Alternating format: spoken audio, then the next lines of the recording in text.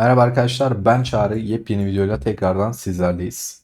Sıfırdan yeni bir eyalete başladık serisinin ikinci videosuyla karşınızdayız. Eyaletimizin 10. günündeyiz. Hiçbir şekilde giriş kaçırmadım.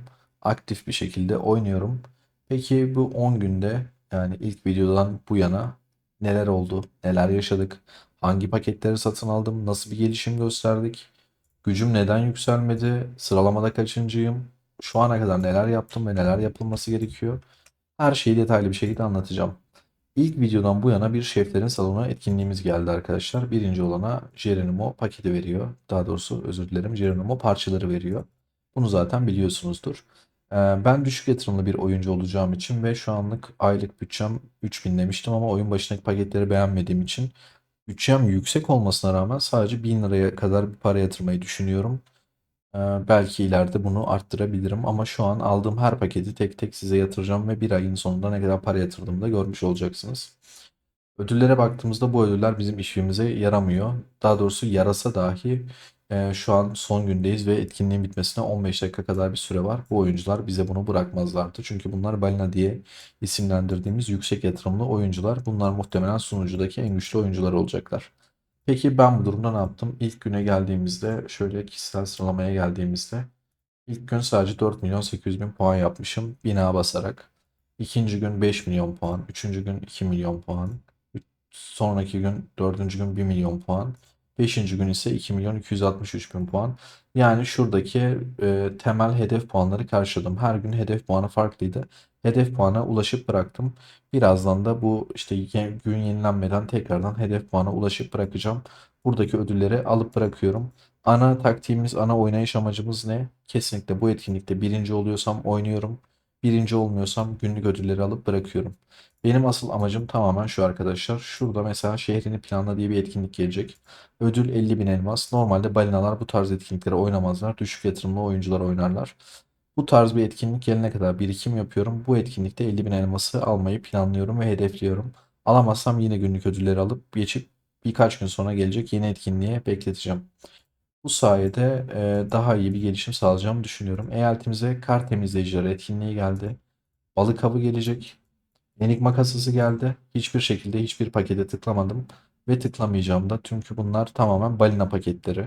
Haftalık avantaj kartı geldi. Haftalık avantaj kartını henüz almadım. Çünkü buraya kahraman donanımı eklenmedi. Fırın seviyem düşük olduğu için. Almıyorum. Aylık bilgi kartı geldi, almadım. Kahraman seferberliği geldi, bunu aldım. Ve sol taraftakini seçtim. Buradan başka hiçbir pakete tıklamadım. Şu an doldurma hediyesi olarak da bu durumdayım. Ekstra bir paket daha satın aldım. Şöyle aldığım paketlere bakacak olursak bir tane inşaat sırası almışım. Bir tane ultra kazanç aylık kart almışım. Bir tane intikal sırası paketi almışım. Bunları ilk videoda almıştım. Video dışında aldığım paketlerden bir tanesi bu. Kahraman donanımlar herhalde fırını seviye 15 olunca bu paket sağ tarafa geldi. Bence bayağı karlı bir paketti. 230 liraya bu paketi satın aldım.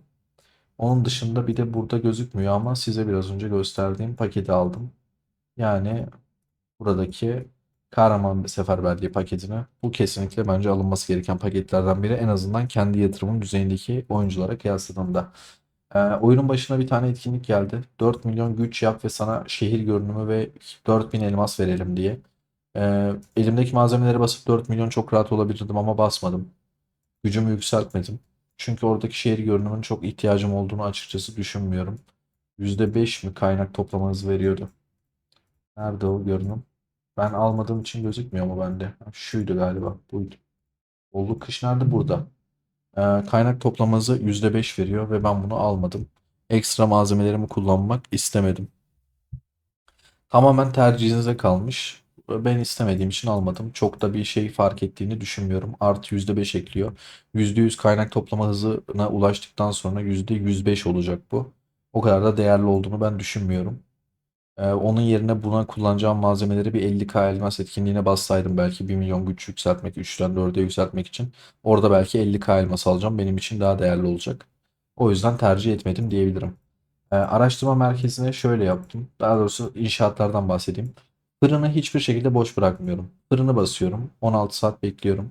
16 saat sonra bittikten sonra hemen nişancı kamplarını, buradaki asker kamplarını fırın seviyesine getirip bırakıyorum. Araştırma merkezini fırın seviyesiyle eşit yükseltiyorum. Elçiliği mecburen fırın seviyesiyle eşit yükseltiyorum. Komuta merkezinde fırın seviyesiyle eşit yükseltiyorum. Buradaki ambar bir seviye, revir bir seviye. Buradaki barikat 2 seviye yapıp bırakmışım. Buradaki hiçbir binayı ilk baştaki görevler dışında hiçbir şekilde yükseltmedim. Buradaki kömür madenlerini ve yükseltmeyi de düşünmüyorum. Benden istemediği sürece yükseltmeyeceğim. Çünkü oralara harcayacak kaynağım yok. Benim için şu anki yükselttiğim binalar çok çok daha değerli. Ve sizler için de öyle arkadaşlar. Araştırma merkezinin savaş kısmına geldiğimizde buraya kadar yükseltmişim ama zaten buralara tıkladığınızda 1 dakika istiyor.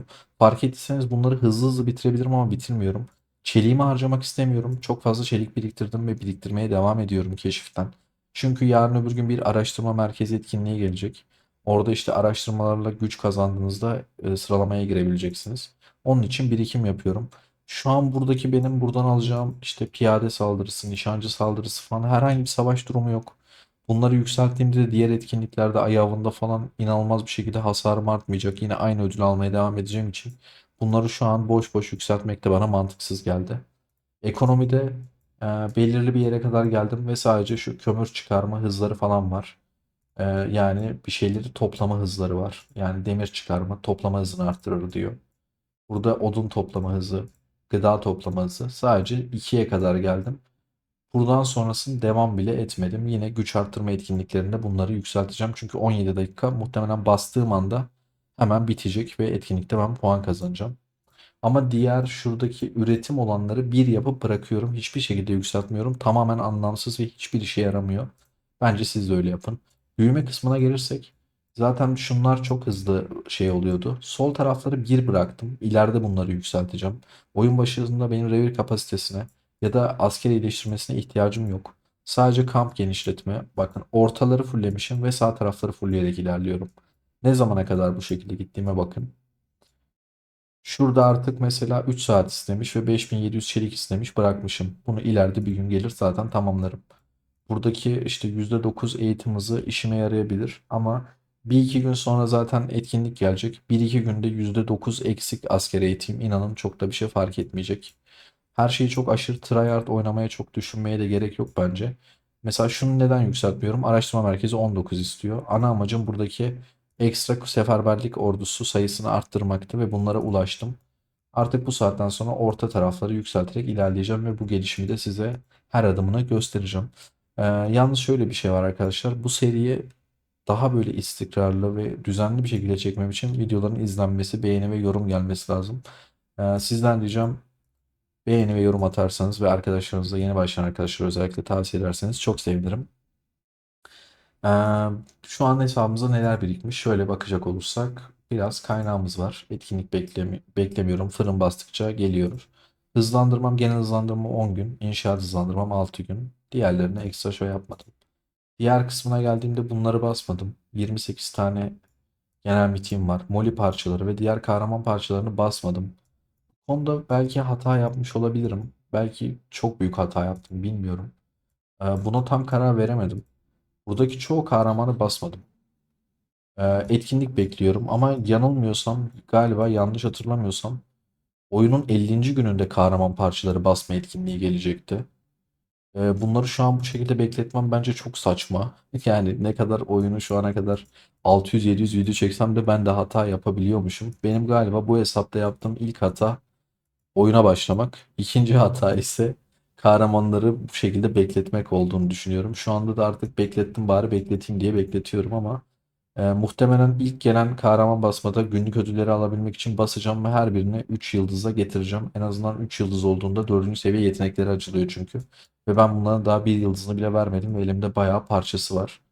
Bir tane etkinlik gelse muhtemelen etkinlik kazanacak kadar biriktirdim. Çünkü oyun başında kimsenin bu kadar birikimi yoktur. Herkes bastı kahramanları.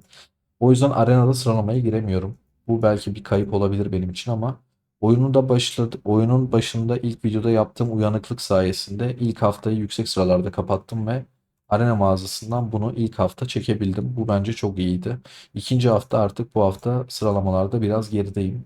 137. sıradayım ve haklarımı kullandım ama ekstra hak satın almıyorum çünkü her gün 2100 elmas buraya vermek biraz koyuyor açıkçası.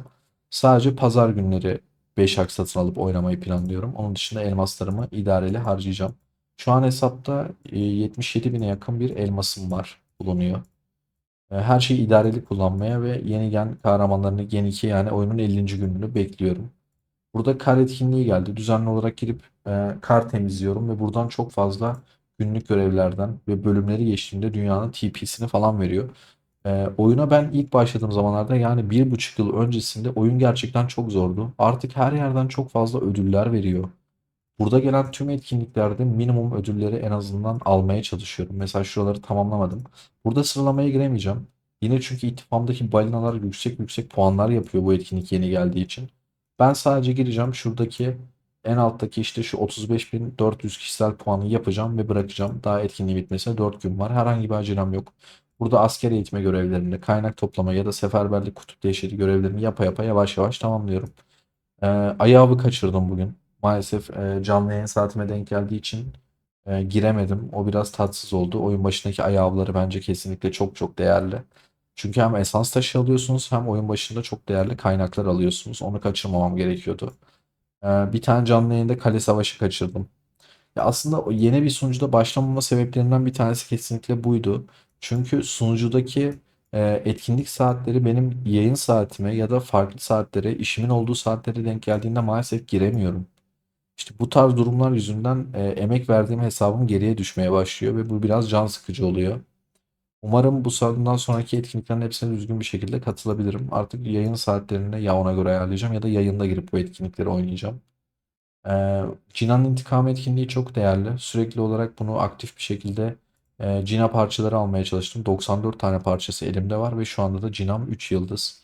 Zaten oyunda en hızlı bir şekilde 5 yıldız olacak kahraman. Cina'yı parçalarını etkinliklerde ödül kazanmak için kullanacağım. 4 yıldız yapıp bırakıp sonrasındaki 600 parçayı kesinlikle etkinliklere saklayacağım. Hırs yapmıyorum. Mesela şuradaki liderlik tablosuna girdiğimde kahraman gücünde 629. sıradayım. Kişisel güçte 649. sıradayım. Fırın seviyesinde 162. sıradayım ama şöyle bir baktığımızda 18 seviye fırınım var. Yani şu an 19'a yükseltiliyor. Arkadaşlar zaten kaçtayım? Çok düşük bir yatırımla ilk 70'teyim. Elimdeki hızlandırmaları bassam muhtemelen 20 seviye fırınım oluyor. Yani buradaki ilk 20 seviye olan kişi kimmiş? 30 yani ilk 50'de oluyorum. Aslında oyuna doğru düzgün bir para atmadan diyeyim. Diğer oyuncuların attığına kıyasla. Çünkü adım gibi eminim ki buradaki çoğu oyuncu oyunu eğer bilmiyorsa çok yanlış paralar harcıyorlar.